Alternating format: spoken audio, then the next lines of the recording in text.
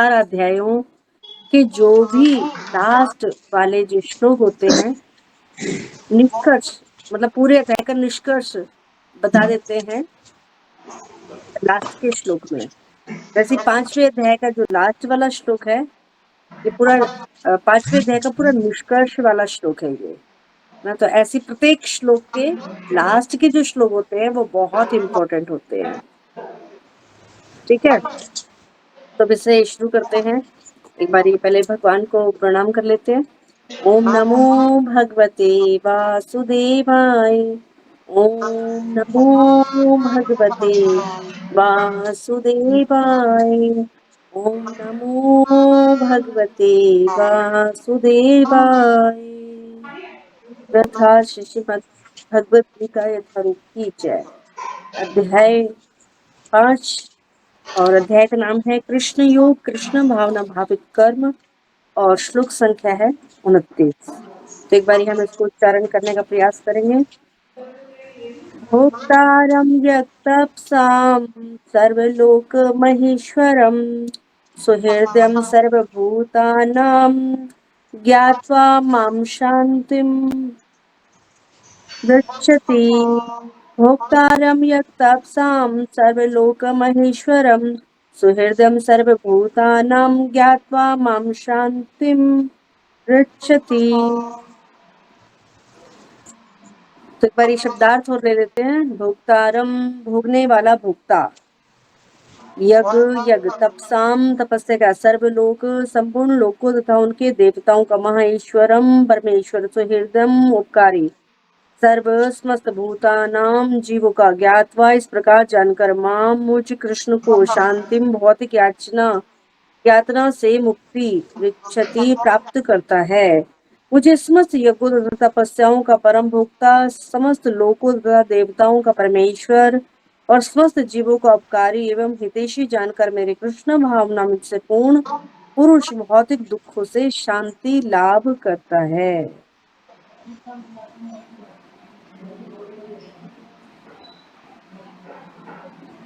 तो एक बार आप लोग भी उच्चारण कर लीजिए, फिर उसके बाद हम स्तुति पाठ करेंगे। हरे कृष्ण माता जी, दंडवत प्रणाम। अध्याय संख्या 5, कर्म योग, कृष्ण भावना भावित कर्म, श्लोक संख्या 29। भोक्तारं यत्तपस्यां सर्वलोकं महेश्वरं सुहृदं सर्वं भूतानां यज्ञत्वा मां शान्तिं मृच्छति। हरे कृष्ण माता जी, दंडवत। और कोई उच्चारण करेगा? हरे कृष्ण माता जी, दंडवत प्रणाम। जी माता जी।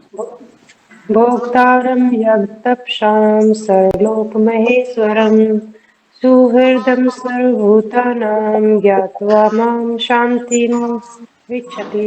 हरे कृष्ण माता जी, दंडवत प्रणाम। हरे कृष्ण माता जी, दंडवत प्रणाम। जी जी। भोक्तारं याग तपस्या सर्वलोक महेश्वरं सुहृद सर्वभूतानां ज्ञात्वा मां शांति मुत्सति। हरे कृष्ण माता जी। शांतिम मृच्छति नहीं है, ऋच्छति है। शांतिम ऋच्छति। हरे कृष्णा माता जी, सादर प्रणाम। जी बोलिए। भोक्तारं यज्ञ तपसां सर्वलोक महेश्वरं सुहृदं सर्वभूतानां ज्ञात्वा मां शान्तिं रक्षति। हरे कृष्णा माता ऋच्छति। जी, सादर। माता जी सॉरी, बीच में बोली। जैसे ऊपर तो मैं लिख रहे तो नीचे वाला पढ़ रहे हैं, तो हम क्या पढ़ेंगे फिर ऊपर वाले को? क्या? ऊपर वाले को जैसे शांति नृत्यतम बोल रहे हैं ना हम सभी, तो ये नीचे वाला शांतिम, ऋषि। हाँ, शांतिम तो ठीक है, लेकिन जब जी लास्ट का जो शब्द है उसमें मृत म नहीं लगाएंगे, उसमें ऋच्छति आ रहा है।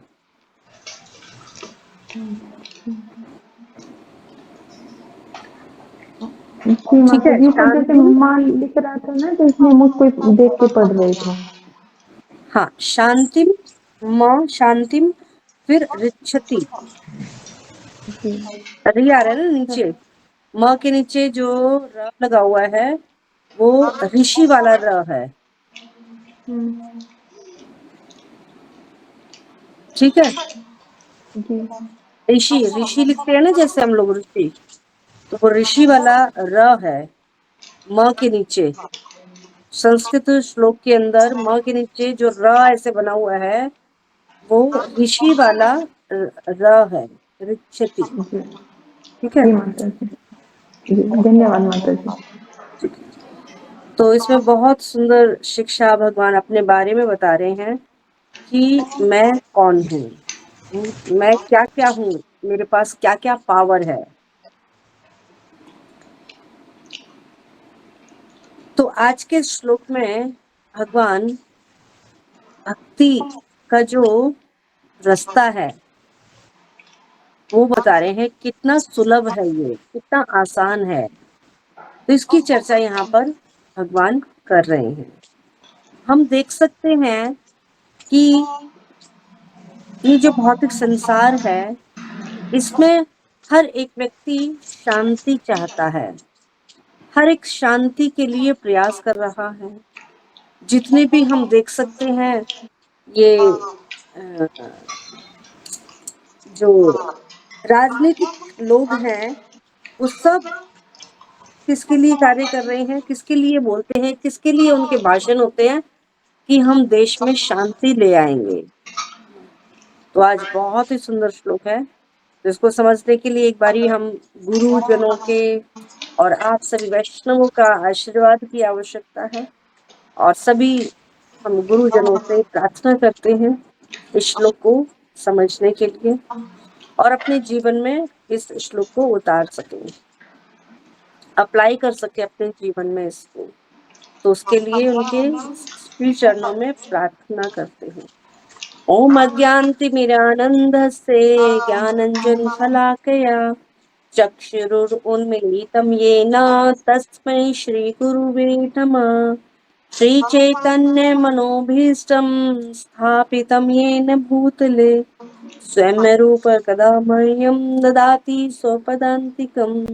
वन्देऽहं श्रीगुरु श्रीयुतापदकमलं श्रीगुरून् वैष्णवांश्च श्रीरूपं साग्रजातं सहगण रघुनायकं तं सजीवं साद्वैतं सावधूतं परिजनसहितं कृष्ण चैतन्य देवं श्रीराधा कृष्ण पादान् सहगण ललिता श्री विशाखान्वितांश्च। हे कृष्ण करुणा सिन्धो दीनबन्धो जगत्पते गोपेश गोपिका कान्त राधा कान्त नमस्तुते। तप्त कांचन गौरांगी राधे वृंदावनेश्वरी वृषभानुसुते देवी प्रणमामि हरिप्रिये।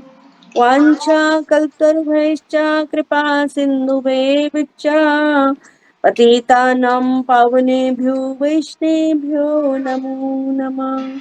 जय श्री कृष्ण चैतन्य प्रभु नित्यानंद श्री अद्वैत गदाधर श्रीवासादि गौर भक्त वृंदा। हरे कृष्णा कृष्णा कृष्णा हरे हरे, हरे राम राम राम हरे हरे।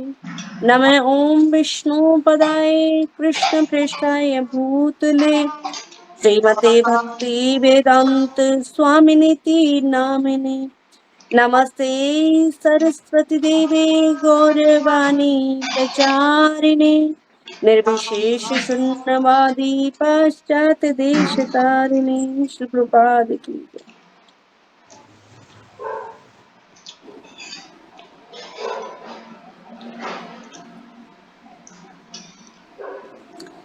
यहाँ पे मॉर्निंग वाली जो क्लास होती है ना उसमें भी ये जीतू नाम से एक माता जी का हमेशा अनम्यूट हो जाता है।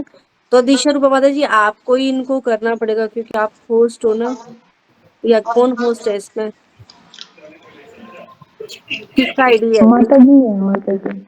आपकी आईडी है? नहीं आदिश्वरों का माता जी अच्छा दिशा रिकॉर्डिंग रूपा करती माता है ना जी। वो।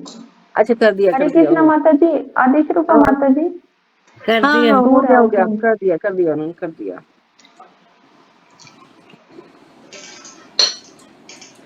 तो आज का श्लोक है भोक्तारम यज्ञ तपसाम सर्वलोक महेश्वरम। तो पहली के दो जो चरण हैं, पहले चरण में भगवान ने कहा भोक्तारम यज्ञ तपसाम, कि मैं भोगने वाला भोगता मैं हूं। और दूसरा बताया उन्होंने यज्ञ तपसाम, जितने भी यज्ञ हैं और तपस्याएं हैं उनका मैं भोगता हूं। भगवान कह रहे हैं हम जितने भी यज्ञ करते हैं, जितनी भी तपस्याएं करते हैं, वो किसके निमित्त है? भगवान के निमित्त है।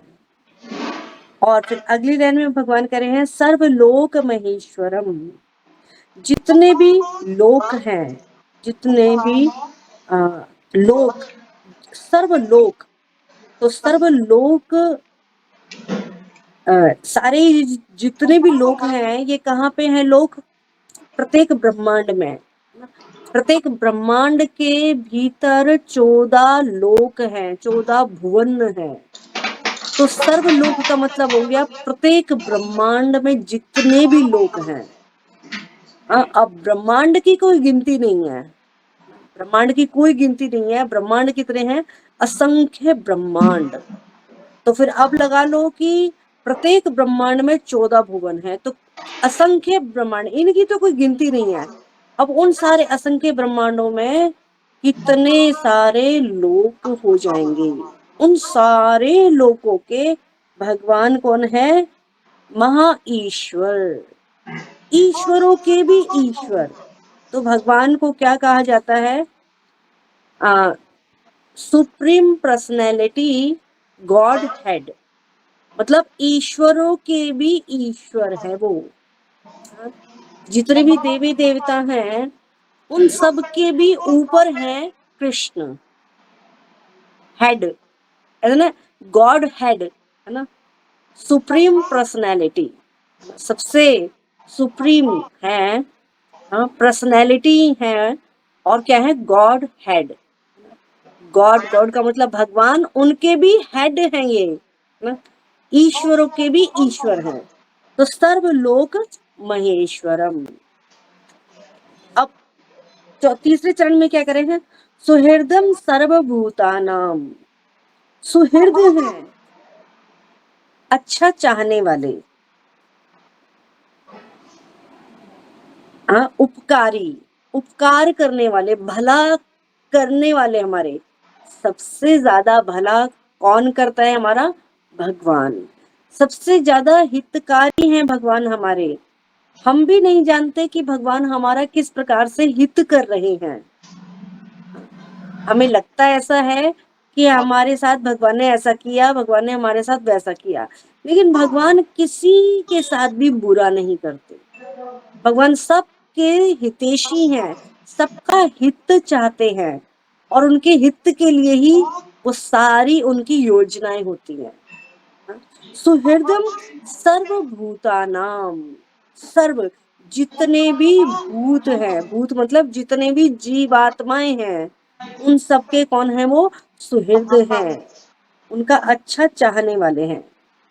तो जो इस प्रकार से भगवान को जान लेता है वो ज्ञातवा, ज्ञातवा मतलब जानना, भगवान को इस प्रकार से जानना कि वो भोक्तारम है, मतलब यज्ञ, जितने भी हम यज्ञ करते हैं, जितने भी तपस्याएं करते हैं, उन सबके परम भोक्ता भगवान श्री कृष्ण हैं। ये जो जानता है, या फिर सर्वलोक महेश्वरम, जितने भी लोक हैं उनके ईश्वर है वो, इस बात को कोई जान लेता है। या सुहृदम सर्वभूतानाम, ये जितने भी जीव हैं उनका हित चाहने वाले हैं। ये बात, तीनों बातों को जो भली भांति जान जाता है उसको शांति मृच्छति, शांति रुच्छति, शांति प्राप्त होती है। ऐसे व्यक्ति शांत हो जाते हैं, शांति को प्राप्त करते हैं। तो हम देख सकते हैं कि ये जो भौतिक संसार है ये शांति चाहता है, हर एक व्यक्ति शांति चाहता है।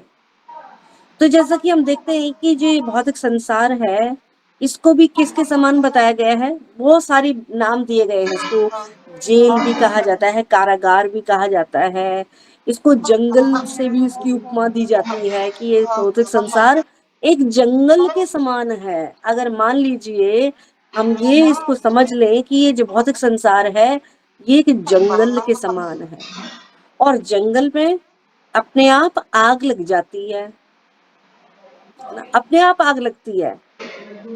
हाँ, तो इसी प्रकार से ये जो भौतिक संसार है, इस संसार में जो इस जंगल में रहने वाले जीव जंतु हैं, वो उस जंगल में क्या हो जाते हैं? अशांत हो जाते हैं जब आग लगती है।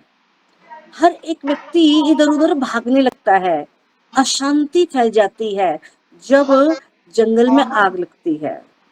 तो ठीक इसी प्रकार से इस भौतिक संसार में भी कब कहाँ किस समय क्या आग लग जाए, किसके जीवन में क्या आग लग जाए। आग लग जाने का मतलब क्या है? कब किसके जीवन में क्या कष्ट आ जाए, परेशानी आ जाए, तो उसका मन हमेशा अशांत बना रहता है ना।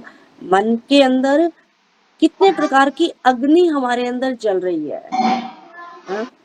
हमारे भीतर कितने प्रकार की अग्नि चल रही है? काम की अग्नि, क्रोध की अग्नि, हाँ, काम, क्रोध, लोभ की अग्नि जलाती रहती है ये हमें।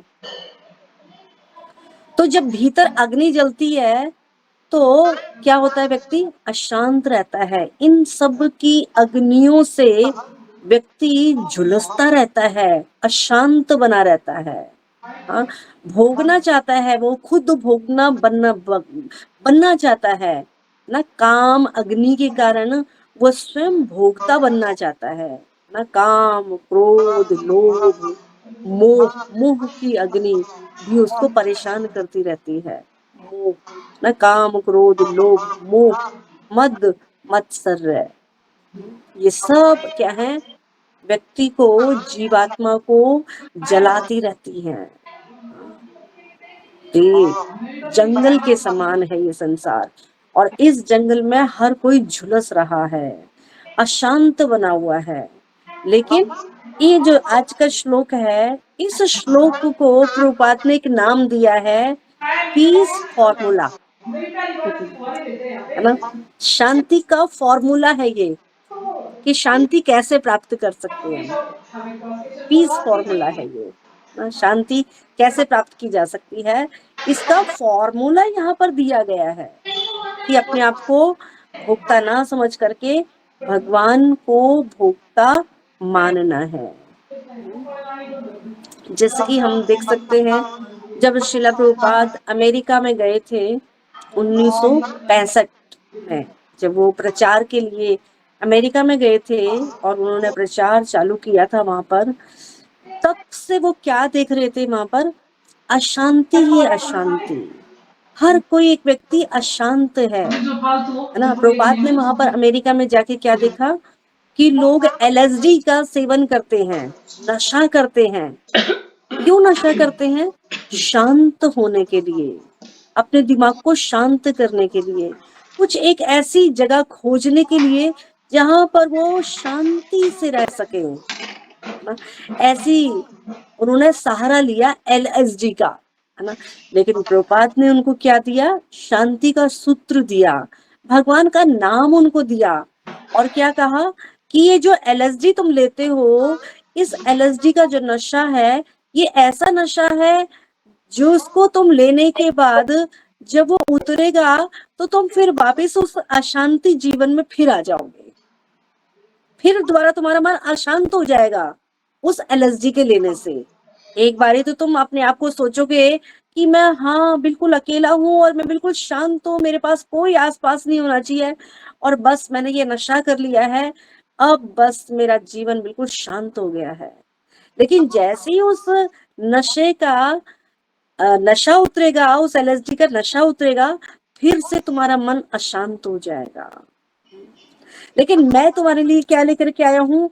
बहुत ऊंची चीज लेकर के आया हूँ, बहुत बड़ा ऊंचा नशा लेकर के आया हूँ जो कभी उतरेगा नहीं, जिसको प्राप्त करके तुम इतने ऊपर चले जाओगे, इतने ऊपर चले जाओगे कि वहां पर ऊपर जाने के बाद फिर तुम नीचे लौट करके नहीं आओगे। ऐसा तुम्हें मैं नशा देने वाला हूँ। और वो नशा उन्होंने उनको क्या दिया? हरे कृष्ण कृष्ण कृष्ण हरे हरे, हरे राम राम राम हरे हरे।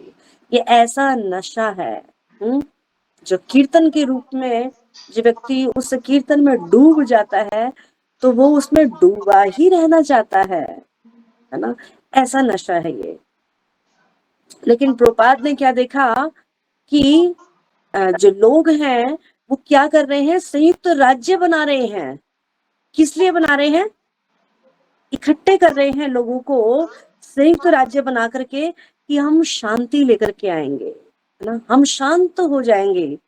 लेकिन आज तक अभी 2024 आ गए हैं, लेकिन फिर भी वो कुछ शांति नहीं ला पाए, है ना, शांति नहीं ले पाए। क्या शांति? और कितने बड़े बड़े झगड़े, कितने प्रभुपाद ने क्या कुछ नहीं देखा। भारत पाकिस्तान का विभाजन उन्होंने देखा, यहाँ पर अशांति, वहां पर अशांति, ये युद्ध, वो युद्ध।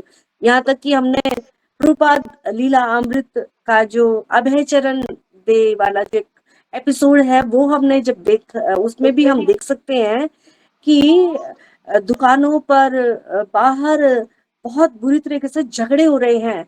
और उसी समय अभय, जो शिला प्रभुपाद का नाम था उस समय, वो भी बाहर अपने मित्रों के साथ निकले हुए थे। और जब वो घर लौटने लगे तो रास्ते में उन्होंने क्या देखे कि वहां पर लोगों की दुकानें जलाई जा रही हैं, लोगों को मारा पीटा जा रहा है, तलवारों से मारा जा रहा है।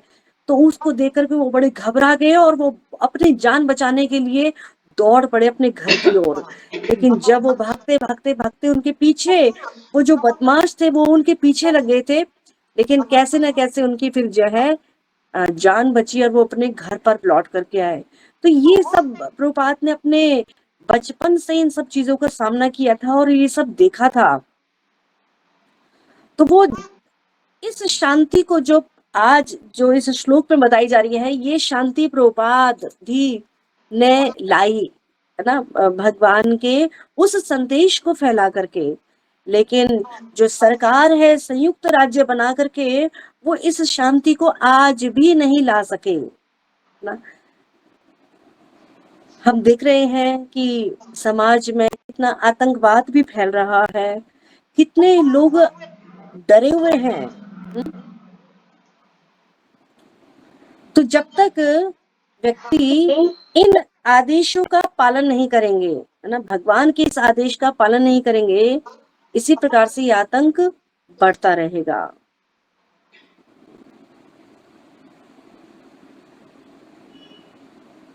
अब देखिए कि भगवान यहाँ पे कह रहे हैं भोक्तारम यक तपसाम।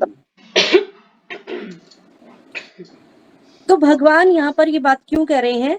क्योंकि भगवान हम पर कृपा करना चाहते हैं। कृपा करने के लिए भगवान हमें हमारे सारे कर्मों के जो यज्ञ हैं, जो तपस्याएं हैं, उनको भगवान स्वीकार करते हैं कृपा करने के लिए। भोक्ता, भोक्ता का मतलब भोग रहे हैं हमारे यज्ञ और तपस्याओं को स्वीकार कर रहे हैं भोक्ता के रूप में। भगवान भोग रहे हैं किसको? हमारी यज्ञ को। यज्ञ मतलब कर्म, और कर्म कौन सा? कृष्ण भावना भावित कर्म। उन कर्मों के भगवान भोगता है। और हमारी तपस्याओं के, कौन सी तपस्या कर रहे हैं हम? जैसे भगवान का नाम जप करना, ये भी एक तपस्या है, ये भी एक कर्म है, कर्म के रूप में एक तप यज्ञ है ये।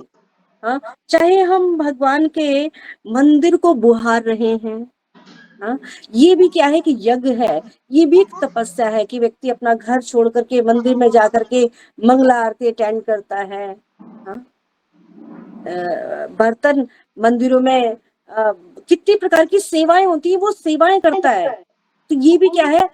कर्म के रूप में वो यज्ञ कर रहा है और तपस्या कर रहा है।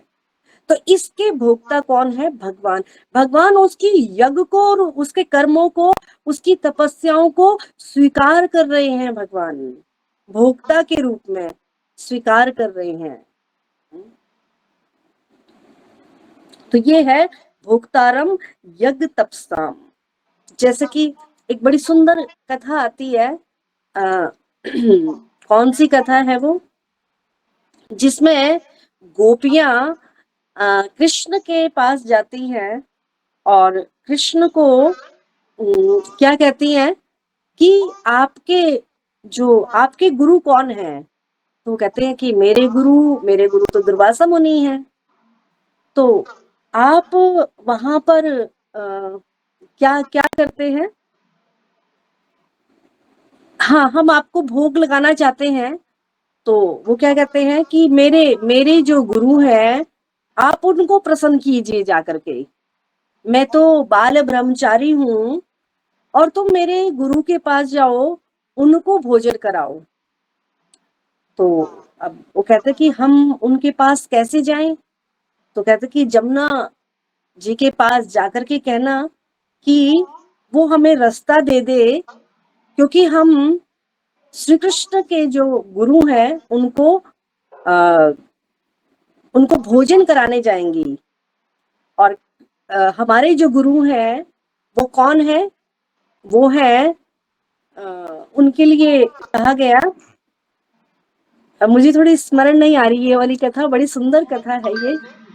हाँ हाँ, आदि तो शर्मा ऐसे बोलिए। ऐसे बोलते हैं कि अगर तुम यमुना से रास्ता मांगोगी ना, तो ये बोलना कि अगर कृष्ण बाल ब्रह्मचारी है तो यमुना हमें रास्ता दे देगी। तो यमुना उनको रास्ता दे देती है। तो वो हंसते हैं कि बाल हाँ ब्रह्मचारी कैसे हो, तुम तो गोपियों के साथ रास करते हो और कहते हो कि बाल हाँ ब्रह्मचारी। हाँ, नहीं, गुरु गुरु गुरु के लिए भी बोला था उन्होंने हाँ, फिर गुरु के कि पास जाती है ना, तो फिर वो कहते हैं कि हमें रास्ता चाहिए। तो जैसे उन्होंने सब कुछ खाना खा लिया दुर्वासा मुनि ने, तो दुर्वासा मुनि वो दुर्वासा मुनि को रास्ता चाहिए, तो कहते हैं कि ये कह देना अगर दुर्वासा मुनि जो है वो कहते हैं ना घास, कि अगर उसका अच्छा, ही हाँ रस पीता दूरबा, है। हाँ ठीक है ठीक है। हाँ, दुर्वा हाँ, का रस पीता है दूरबा का तो जूस ही यमुना पीते रास्ते। हैं। हाँ, तो ये था। हाँ, तो कह दूरबा का हंसने लगे कि जूस सब ही कुछ तो पीते खा गए हैं। और कहते दुर्वा का रस पीते हो। इस तरह से। हाँ हाँ हाँ, तो दूरबा का जूस वो पीते हैं, तो वो हमें रास्ता दे दे। तो वो अब ये कहती है, तो वो रास्ता उनको मिल जाता है और वो वहां पर जाती हैं और देखती हैं कि उनके जो गुरु हैं, जो सारी गोपियां हैं, वो सारे थाल के थाल लेकर के आई हैं। और वो कहते हैं कि ठीक है, मैं अपना मुंह खोलता हूँ और सब मेरे मुंह में उड़ेल दो। तो वो सारे के सारे जब थाल उनके मुंह में, जो भोजन है वो सारा उनके मुंह में उड़ेल देते हैं। तो वो क्या कहते हैं कि अरे मेरे जो गुरु है ना, वो तो सिर्फ दुर्वा का जूस ही पीते हैं, केवल दुर्वा का जूस पीते हैं। दुर्वा मतलब घास, घास का जूस निकाल करके केवल उसी का ही आहार करते हैं। और हम यहाँ पर क्या देख रहे हैं? अरे जो इनके गुरु हैं, वो तो पूरे थाल के थाल का भोजन सारा समाप्त उन्होंने कर दिया, और यहाँ पर तो कह रहे थे कि उनके गुरु सिर्फ घास का जूस ही पीते हैं। तो ये कैसे हो सकता है? और फिर जब वो वापस जब लौटती हैं, तो वो लौटने के लिए फिर क्या कहती हैं कि अगर कृष्ण बाल ब्रह्मचारी हैं तो यमुना जी हमें रास्ता दे दे। और वो जैसे ही ऐसे कहती हैं तो तुरंत यमुना जी उनको रास्ता दे देती हैं। तो फिर वो कहती कि हमें ना ये बात बिल्कुल समझ में नहीं आई कि आपने ये कहा कि आपके जो गुरु हैं वो केवल दूर्वा का जूस ही पीते हैं, लेकिन उन्होंने तो पूरे थाल के थाल खा लिए, पूरे थाल का थाल भोजन उन्होंने कर लिया। और आपके लिए हम रात को जैसे आप बंसी बजाते हैं, हम रात को आपके पास दौड़ी चली आती है, तो फिर आप बाल ब्रह्मचारी कैसे हुए? तो यहाँ पर कहने का, इस कथा को सुनाने का अर्थ, हमारा उद्देश्य ये था कि भगवान बाल ब्रह्मचारी हैं। भगवान अपनी गोपियों को आनंद देने के लिए इसको स्वीकार करते हैं, अन्यथा वो क्या है? बाल ब्रह्मचारी हैं। अब जो उनके गुरु ने वो थाल के थाल का जो भोजन ग्रहण कर लिया, वो भी क्या है? उनकी प्रसन्नता के लिए उन्होंने उसको स्वीकार किया। तो भगवान स्वीकार करते हैं, भगवान अपने भक्तों को प्रसन्न करने के लिए उनका भोग स्वीकार करते हैं, और गोपियों को आनंद देने के लिए वो उनकी सेवाओं को स्वीकार करते हैं। तो भगवान भक्त अपने भगवान के लिए सेवाएं करते हैं, उनको आनंद देते हैं, और भगवान अपने भक्त को आनंद देने के लिए उनकी सेवाओं को स्वीकार करते हैं। तो भगवान निस्वार्थ, जो निस्वार्थ सेवा करते हैं। कौन सी सेवा? निस्वार्थ सेवा का मतलब क्या है? जो हमने कर्म किया उसमें निस्वार्थ होना चाहिए, मतलब कोई स्वार्थ नहीं होना चाहिए। हाँ, वो क्या कहलाता है? ऐसा कर्म, मतलब ऐसा यज्ञ वो कहलाता है। तो उस कर्म को, उस यज्ञ को भगवान स्वीकार करते हैं। तो भगवान अपने भक्तों को आनंद देते हैं और उनसे आनंद लेते हैं। तो ये भगवान अपने भक्तों से भी आनंद लेते हैं और अपने भक्तों को भी आनंद देते हैं। तो ये है भगवान का भाव। और भक्त का भाव क्या होता है? कि भक्त भगवान को आनंद देना चाहता है। तो यज्ञ तपसाम की जो भावना है उसका भगवान भोग करते हैं, भक्त की सेवा की भावना का। जैसे कि हमने उदाहरण दिया, मंदिर को बुहारना, मंदिर में भगवान के लिए भोजन बनाना, भगवान के लिए भोग बनाना। तो जिस भाव से हम करते हैं वो सेवा, उस भाव को भगवान ग्रहण करते, उस भाव का भोग करते हैं भगवान। समझ में आया ना? भोक्तारम का मतलब क्या है? उस भाव का भोग करते हैं, उस भाव का भोग लगाते हैं भगवान, है ना? ये है भोक्ता। इसलिए भगवान क्या कहलाते हैं? भोक्ता, है ना? वो है समस्त भोक्ता।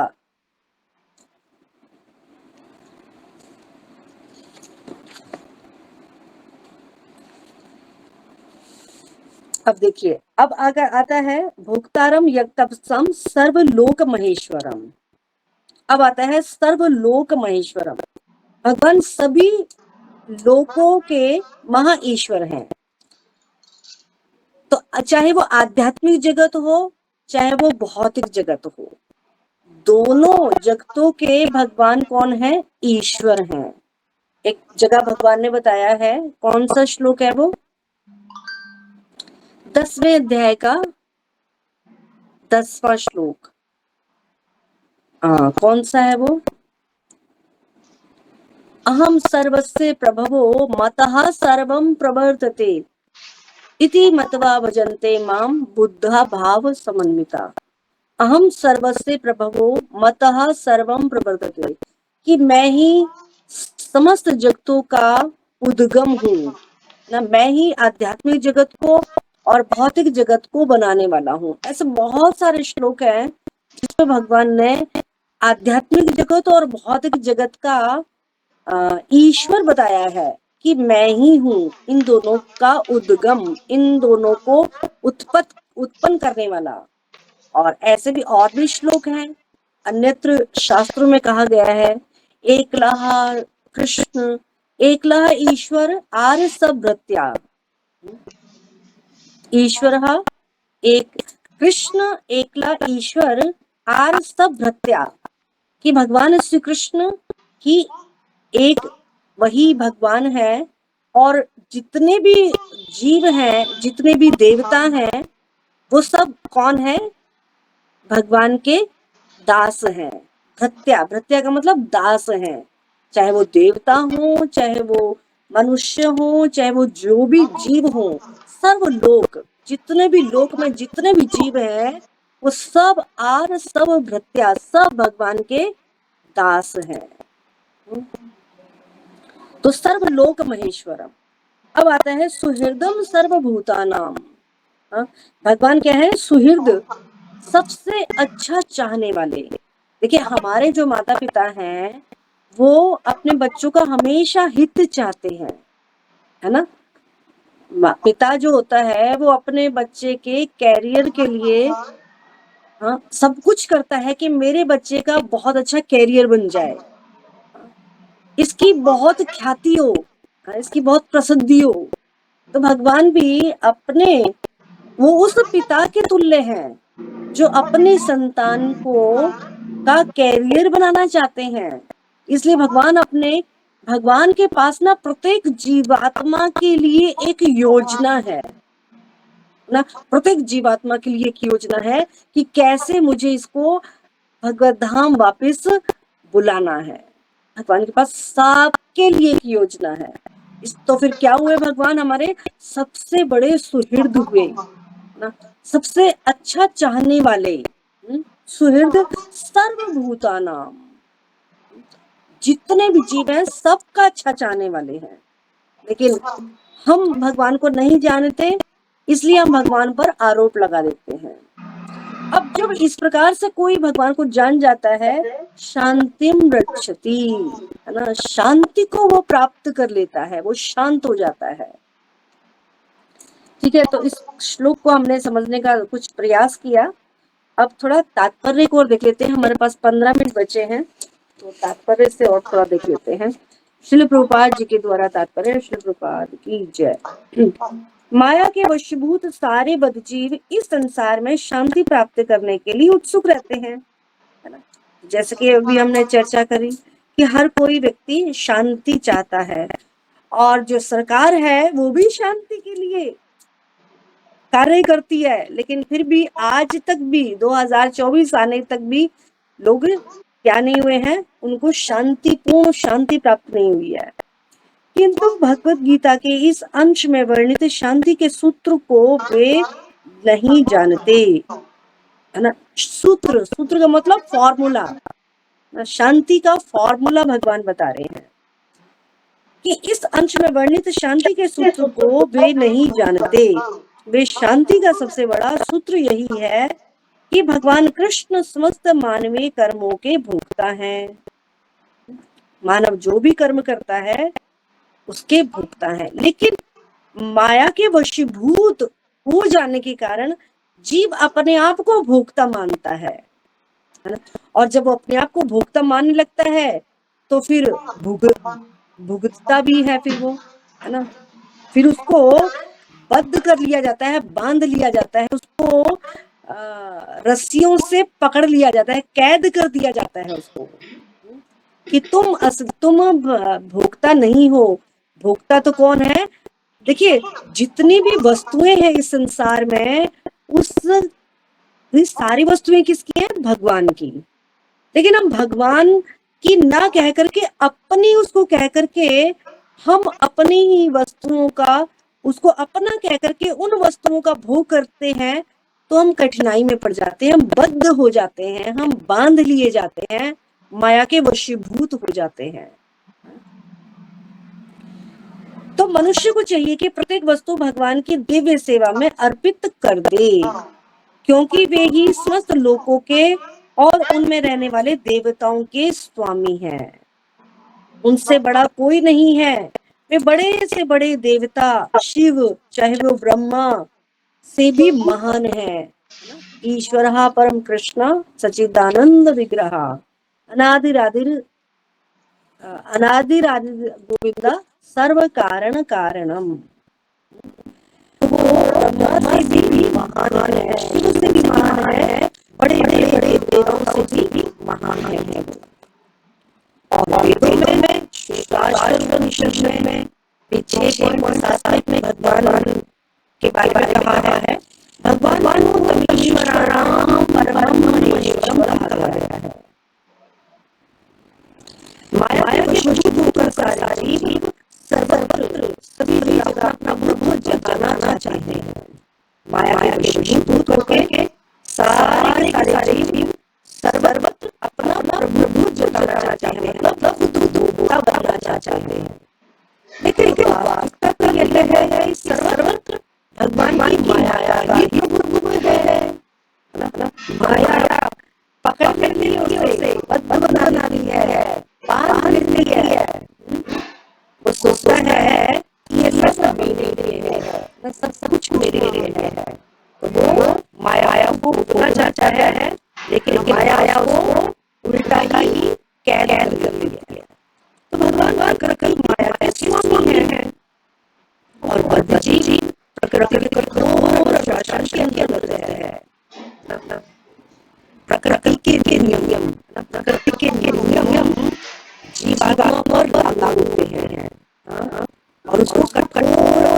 शासन में रख दिया है। उसके प्रकृति के जो कठोर नियम है, अनुशासन है, उनके अंतर्गत जीवात्मा को रखा जाता है कि तुमने कर्म किया है और स्वतंत्र होकर किया है और इसके तुम अब सजा के तुम अधिकारी, तुम्हें सजा देने के लिए। क्योंकि तुमने क्या किया है, भगवान की संपत्ति पर अपना प्रभुत्व जमाया है। उस पर प्रभुत्व जताने के कारण उसके ऊपर प्रकृति के कठोर अनुशासन को बांध दिया गया है। जैसे कि सरकार के नियम, कुछ नियम है ना, रेड लाइट, ग्रीन लाइट, अगर आपने पार कर लिया तो फिर आपको सजा मिलेगी, है ना। कोई कुत्ता पार करता है, कोई सजा नहीं मिलेगी, लेकिन जब मनुष्य पार कर लेता है, जब ट्रैफिक का अनुशासन तोड़ता है, तो सरकार के द्वारा को बंद कर दिया जाएगा, बांध दिया जाएगा। वैसे प्रकृति के कुछ नियम है, उन नियमों के अनुसार अगर हम चलते हैं तो फिर हमें बदल कर दिया जाएगा, बांध दिया जाएगा, सजा मिलेगी उसकी। तो प्रकृति के अनुशासन के अंदर है, जब तक कोई इन तथ्यों को समझ नहीं लेता, तब तक संसार में से शांति प्राप्त करना असंभव नहीं है। व्यक्ति मतलब अपने आप में और समझ सभी जीवों के साथ हमारे जैसे भी संबंध है, उसमें शांति प्राप्त नहीं हो सकती, चाहे ये सबके साथ रहे या फिर हम अकेले रहे, कैसे भी। अगर हम इस संसार में प्रभु जताना चाहते हैं तो शांति उसके जीवन में उसको नहीं मिल सकती, ये संभव नहीं है।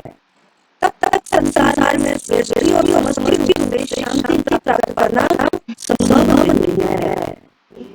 ना कोई सुसंग अकेला रहना, मैं शांत रहूंगा, सबसे परेशान करके भी कहीं चला जाता है, अकेला जीवन बिताना चाहता है, भी शांति प्राप्त नहीं कर सकता। हाँ, अगर वो किसी व्यक्ति समष्टि मतलब सबके साथ रहना चाहता है तो भी शांति नहीं मिल रही है, चाहे वो लोगों के साथ रह के जीवन बिताए तो भी शांति नहीं है, या फिर अकेला रहने जाए तो भी शांति नहीं है ना, क्योंकि शांति का सूत्र नहीं मिलता। वो शांति का सूत्र क्या गया है, इसमें जो बात रहे हैं कि तब तक संसार समझने से शांति प्राप्त करना संभव नहीं है। कृष्ण भावनामृत यही आया है, भगवान कृष्ण परमेश्वर है, देवताओं से सारे जीव के आश्रय है, पूर्ण कृष्ण भावनामृत में रहकर ही पूर्ण शांति प्राप्त की जा सकती है। शांति कृष्ण भावनामृत यही आया है, जिसने कृष्ण भावनामृत को स्वीकार किया है उसने शांति प्राप्त कर ली है। अब कृष्ण भावनामृत प्राप्त कर रहा है वो कौन होता है, जो भी कार्य करेगा वो उसकी बात करेगा। एक श्लोक है ना, एक श्लोक बताता है चैतन्य चरितामृत से है ये श्लोक, भुक्ति मुक्ति सिद्धि कामी सकल अशांत, भोगना चाहता है संसार को, भोक्ता बनना चाहता है संसार में, मुक्ति या फिर मुझे मस्ती चाहिए, मुझे कष्ट से छुटकारा दिला दो, कोई मुक्ति चाहता है, मुक्ति सिद्धि कामी, या फिर कहता है नहीं मुझे बहुत कुछ प्राप्त करना है इस संसार में, बहुत कुछ चीजें हैं, मुझे सिद्धियां चाहिए, है ना, सिद्धि चाहता है। भुक्ति मुक्ति सिद्धि कामी, कामनाएं हैं सारी अशांत, भुक्ति मुक्ति सिद्धि कामी सकलई अशांत, वो उसका मन हमेशा अशांत रहेगा। लेकिन कृष्ण भक्त निष्काम अतएव शांत, कृष्ण भक्त क्या है, सकलई अशांत, शांत।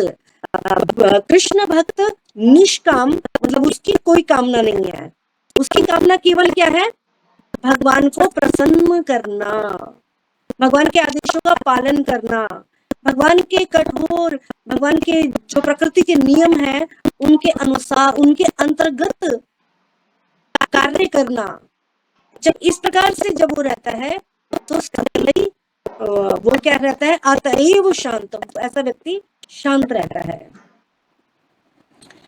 तो यहाँ 5वां अध्याय कृष्ण भावनामृत की जिस सामान्यता कर्म योग कहते हैं व्यवहारिक व्याख्या है। यहाँ पर इस प्रश्न का उत्तर दिया गया है कि कर्म योग से मुक्ति किस तरह प्राप्त की जाती है। हाँ, कर्म योग से मुक्ति किस तरह प्राप्त की जाती है। और कृष्ण भावनामृत कार्य करने का अर्थ है परमेश्वर के रूप में भगवान के पूर्ण ज्ञान के साथ कर्म करना। देखिए यहाँ पर इस प्रश्न का उत्तर दिया गया है कि कर्म योग से मुक्ति किस तरह प्राप्त होती है, कि वो किस प्रकार से कर्म करे, कर्म से योग होकर, मतलब कर्म से जुड़ करके वो मुक्त हो जाए। हाँ?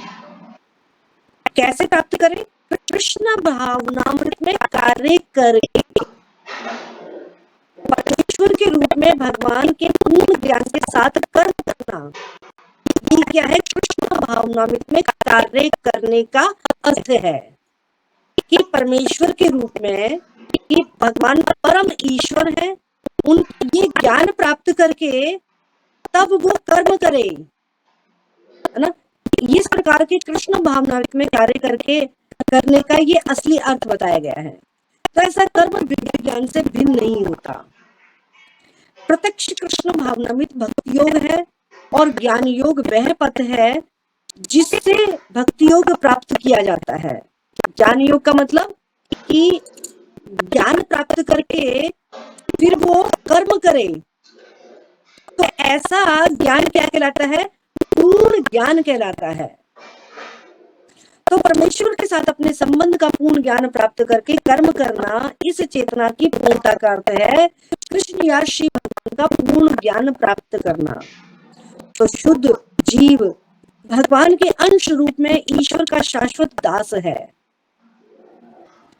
वह माया के प्रभुत्व जताने की इच्छा से ही माया के संपर्क में आता है। वह माया पर प्रभुत्व जताने की इच्छा से माया के संपर्क में आता है और यही उनके कष्टों का मूल कारण है। जीवात्मा के कष्टों का कारण क्या है? कि वो माया पर अपना कब्जा करना चाहता है, माया को भोगना चाहता है। जब तक वह पदार्थ के संपर्क में रहता है उसे भौतिक आवश्यकताओं के लिए कर्म करना पड़ता है, किंतु कृष्ण भावनामृत उसे पदार्थ की परिधि में स्थित होते हुए भी आध्यात्मिक जीवन में ले जाता है, क्योंकि भौतिक जगत में भक्ति का अभ्यास करने पर जीव का दिव्य स्वरूप पुनः प्रकट होता है। भक्ति का अभ्यास करने से क्या होगा?